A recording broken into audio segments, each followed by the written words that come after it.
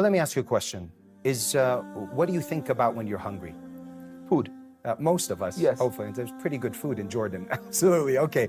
So your heart turns usually to food. Yes. And then you eat the food, and typically it fulfills your hunger. But now we understood from this that وَالَّذِي هُوَ يُطْعِمُنِي وَيَسْقِينِ وَإِذَا مَرِضْتُ فَهُوَ يَشْفِينِ. So in reality, it is not the food that removes hunger or satiates hunger.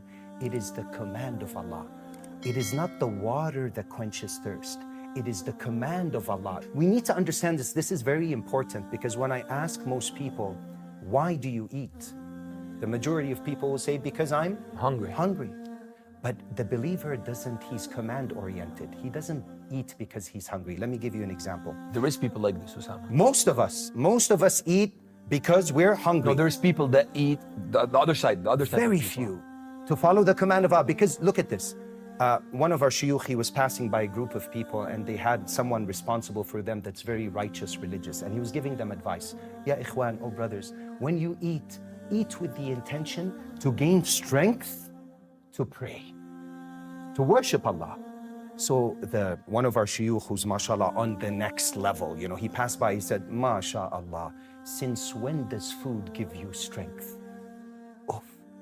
There's nothing wrong with eating with that intention to gain strength, to worship Allah. Now eating becomes ibadah. But the issue is that your yaqeen is that food gives you strength. And he's telling them, they asked him, so why should we eat? Look at this. This is ajib, man. Because it's so subtle, latif, but it's there in the Quran. Most people only when they think of the commands of Allah, they think He commanded me to pray, sure. He commanded me to fast, sure. He commanded me to give zakah, sure. But He also commanded you to eat. Look at the Quran. Kulu fi'il ish? Amr. It's a command. Washrabu. Amr. But when you eat because Allah commanded you to, now it's ibadah.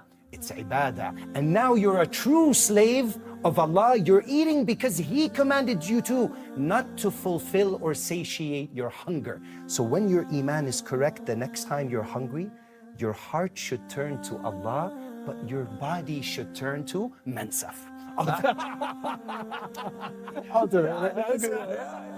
You see what I'm saying? Yeah. So the idea is the believer is command oriented. Is every act, can we take every act to Allah first before doing it? Every act, sleeping, eating, going to the gym, going to work, driving your kids to school, every act in your life. Look, it's not just that.